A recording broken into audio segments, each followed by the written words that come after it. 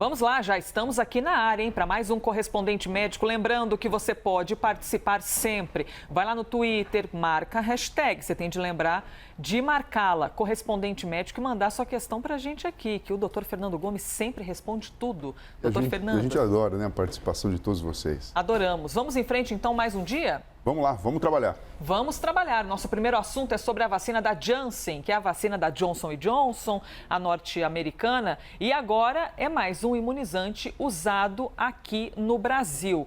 A aprovação para o uso emergencial da vacina foi dada em março e tem um acordo para a compra de 38 milhões de doses até o fim do ano. No primeiro lote, qual é a estratégia? Qual é a expectativa? São 3 milhões de doses destinadas apenas às capitais dos estados. E é interessante a gente reforçar que é a única vacina em todo o planeta que precisa apenas de uma dose. Não tem aquele bate e volta, ter de voltar para a segunda dose. Uma dose apenas. Qual a novidade a gente traz para vocês agora? É que a Anvisa prorrogou a validade desses imunizantes. Inicialmente, a validade é para o fim de junho, o que faria ter de acelerar a vacinação aqui no país. Mas agora vai até o mês de agosto. Doutor Fernando Gomes, bom, temos aqui as informações a respeito da validade, antes então pelo período de 3 meses e agora a validade foi prorrogada para o período de 4 meses e meio. Isso aqui traria uma estratégia diferente para o Brasil, né? Que teria de sair na correria para conseguir aplicar todas as doses que chegassem. Sim, e quando você imagina que existe a possibilidade de ampliar, a gente não está falando de muito tempo não, Elisa, é praticamente 1 mês e meio. Você imagina, a gente consegue então uma cobertura mais tranquila em termos de horizonte de tempo. E é uma vacina que traz uma facilidade de ter apenas uma dose, né, doutor? Ela é diferente, então, em quais aspectos das outras vacinas? Bom, em tempos de pandemia, óbvio que uma vacina que seja dose única, ela representa uma vantagem enorme, porque você consegue garantir uma cobertura vacinal recrutando a população apenas uma vez para um posto de vacinação. Ela usa como princípio um vetor viral, que não tem a capacidade de provocar uma doença, seria semelhante ao do resfriado, com material genético introduzido dentro dele, capaz de produzir um fragmento do coronavírus, da proteína, aquela que dá a coroinha e característica típica que a gente já sabe.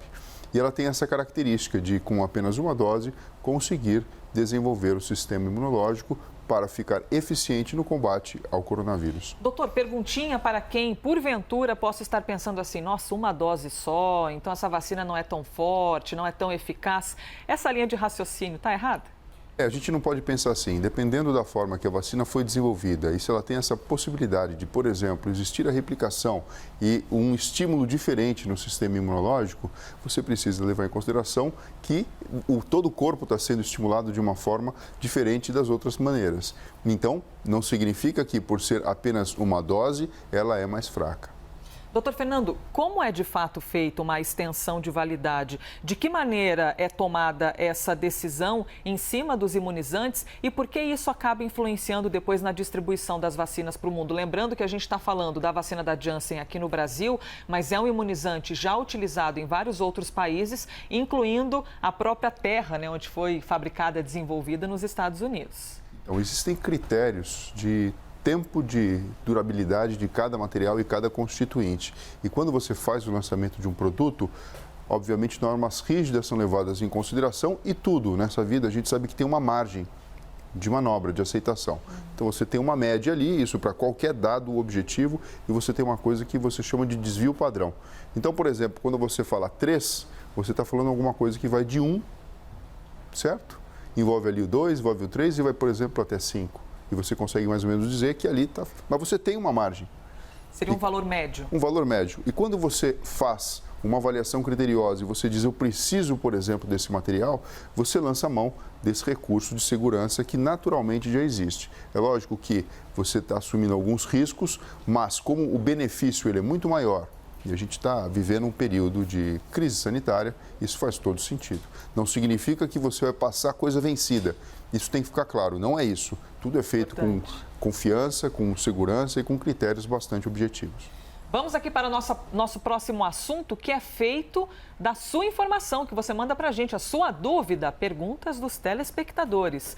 Vejamos então quem vai participar hoje do nosso correspondente médico. Marcos Galvão mandou pela hashtag no Twitter. É possível a transmissão do vírus pela fumaça do cigarro expelida por eventuais contaminados, doutor? Olha, essa pergunta é tão interessante porque, assim, se você quiser ensinar uma criança a entender qual que é o poder que um adulto ou qualquer ser humano tem de mandar gotículas e até mesmo expelir o ar que sai dos pulmões para fora do ambiente, você pede para observar alguém fumando, principalmente num dia frio. Então, assim, a fumaça do cigarro, ela não é virucida, ela não mata o vírus. Então, se o indivíduo estiver com o coronavírus e estiver soltando as suas baforadas aí em qualquer ambiente, certamente você vai estar carregando o próprio micro-organismo. O que acaba acontecendo é que existe sim a chance de uma outra pessoa ser contaminada. Respondido, então. Obrigada, viu, por ter mandado a pergunta, Marcos Galvão. A sua dúvida pode ser a dúvida de outras pessoas e aqui a gente esclarece tudo. Próximo assunto que nós trazemos aqui no Correspondente Médico é a atriz Fernanda Torres. Ela se vacinou contra a Covid-19 com o imunizante da AstraZeneca. Por que é que nós estamos trazendo esse assunto aqui para o quadro? Essa imunização ocorreu depois da atriz ter sido alvo de uma polêmica ao tentar ser vacinada com a vacina da Pfizer para evitar possíveis efeitos colaterais da AstraZeneca. Agora, ela explicou a situação e disse que, infelizmente, esse fato alimentou o negacionismo e que, em respeito à Fiocruz e com toda a segurança, se vacinou com o imunizante da AstraZeneca. E temos aqui a imagem. Aliás, esse aqui é um caso bastante simbólico, não é, doutor? De algumas pessoas ainda terem dúvidas e até medo sobre a vacina. Por isso que é tão importante a gente reforçar e trazer aqui a informação de que elas são seguras, de que elas são eficazes, independentemente da marca, né, doutor? Exatamente. Em tempos de pandemia, vacina boa é vacina no braço. A gente sempre fala isso. A gente não pode escolher qualquer vacina em qualquer momento, em qualquer situação, principalmente quando a gente está falando em tempos de pandemia. O que tem disponível, o que faz parte de um planejamento maior, eu estou falando do governo, não só do nosso país, mas de todos os países, precisa ser levado em consideração. Porque aqui existe um binômio, existe uma preocupação grande com o indivíduo. Então, muitas vezes, o livre-arbítrio faz a pessoa pensar dessa maneira. Então eu li ali que pode ter um efeito colateral, que a taxa de eficácia da outra é um pouquinho maior. Então, se eu puder escolher, eu vou buscar o que é melhor para mim. Mas existe uma outra coisa que as pessoas não conseguem ver, parece invisível, mas conseguem sentir, que é a proteção e a cobertura vacinal que é dada quando muitas pessoas são vacinadas. Então, essa preocupação de se vai fazer bem, se vai funcionar, na verdade, essas dúvidas já foram sanadas antes, na fase científica, depois ainda com uma barreira, que é quando, por exemplo, a Anvisa ou os demais órgãos de regulamentação olham, verificam e aprovam ou não. Então, a população ela já recebe um produto que está avaliado, validado e pronto para a sua utilização. Agora, é normal, né? A gente está numa época que todo mundo tem acesso à informação, todo mundo gosta de ter opinião, mas, assim, essas correntes que existem de pensamento, que muitas vezes visam enfraquecer o pensamento lógico, o pensamento racional, que é para o bem-estar de todos, baseado na ciência, ela precisa ser combatida. A gente precisa falar abertamente sobre isso. E a gente tem de, por isso, segurar o dedinho, né? Parar de ficar compartilhando qualquer coisa que chega no WhatsApp, que chega na rede social, colocando em dúvida algumas questões. As dúvidas, as perguntas são importantes, mas só compartilhe aquilo que você tiver certeza, que tiver ali a assinatura da ciência, não embasado em achismo. Próximo assunto, a renomada jornalista britânica Christiane Amanpour, uma das grandes apresentadoras da CNN Internacional, revelou em seu programa que está se tratando de um câncer de ovário. A gente separou aqui um trecho do anúncio que ela fez. Como milhões de mulheres no mundo, eu fui diagnosticada com câncer de ovário. Fiz uma cirurgia para removê-lo e agora vou passar por vários meses de quimioterapia para ter o melhor prognóstico possível em longo prazo. Eu tenho a sorte de ter seguro-saúde e médicos incríveis que estão me tratando em um país sustentado pelo brilhante sistema de saúde. Estou contando tudo isso, é claro, pela transparência, mas, na verdade, principalmente como um alerta para o diagnóstico precoce e para pedir às mulheres que façam todos os exames regulares que vocês puderem, para ouvir seus corpos e, claro, para garantir que suas preocupações médicas legítimas não sejam ignoradas ou diminuídas. Parecida essa voz da Cristiane Amanpour com alguém daqui, né, É doutor? verdade, também achei. Montagenzinha para a gente poder fazer ali a tradução e você compreender ainda melhor o que ela disse. A Cristiane Amanpour, caso você não a conheça, ela está na CNN desde a década de 80, desde 1983, já participou de coberturas como a Guerra do Golfo, a invasão americana ao Afeganistão e outras entrevistas assim bastante marcantes. E é muito significativo, né? Bom, doutor, primeiro, a importância de um diagnóstico precoce para o tratamento do câncer de ovário e o fato de uma pessoa que influencia tantas outras ao redor do mundo, principalmente nos Estados Unidos, vir a público e se posicionar quanto ao assunto, isso acaba influenciando para o bem, né? Influencia sim. Elisa, nem todo tipo de câncer ele dá na cara quando aparece.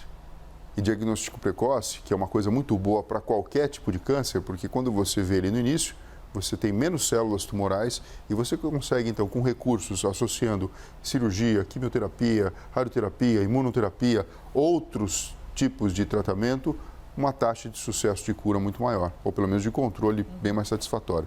Qual que é o grande desafio aqui? O câncer de ovário nem sempre ele dá sinais tão claros.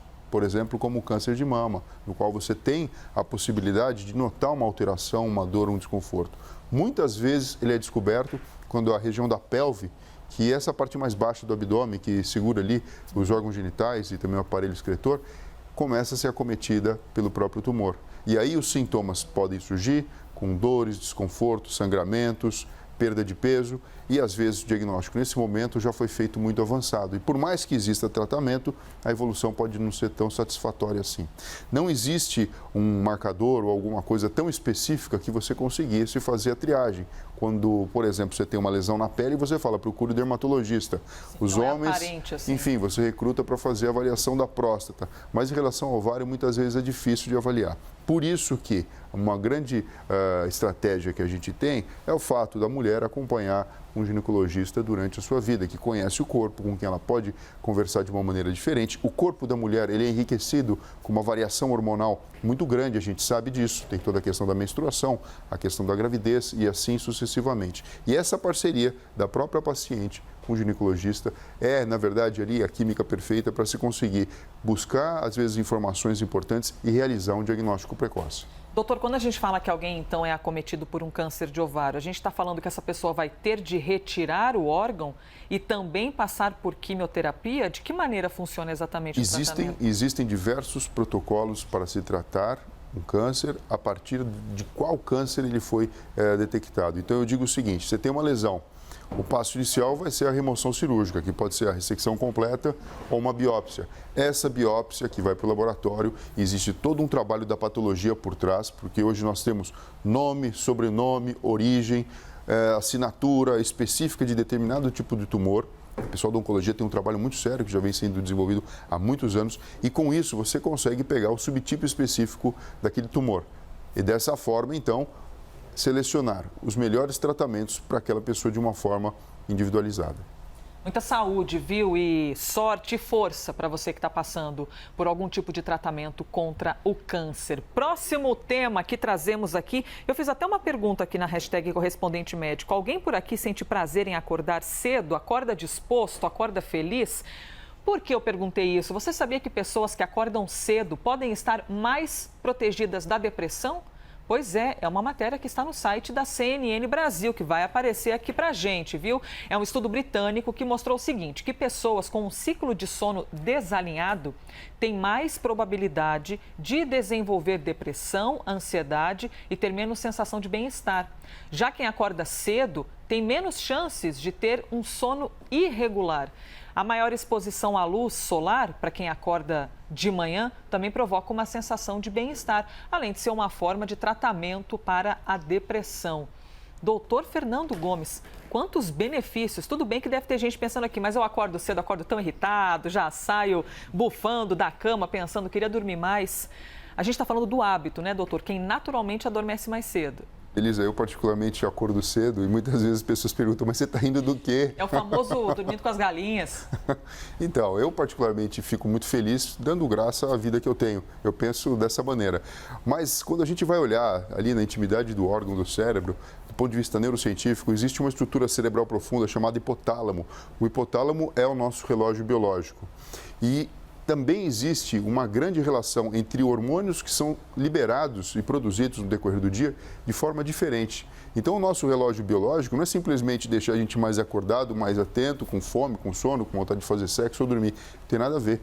É todo um balé neuroquímico que acontece durante o dia. Quando você aciona o seu... E aí você tem o livre-arbítrio, né? Quando você aciona aquele formato de colocar os seus hábitos do seu cotidiano alinhado com o que o seu corpo está, na verdade, trabalhando, tudo fica muito mais fácil.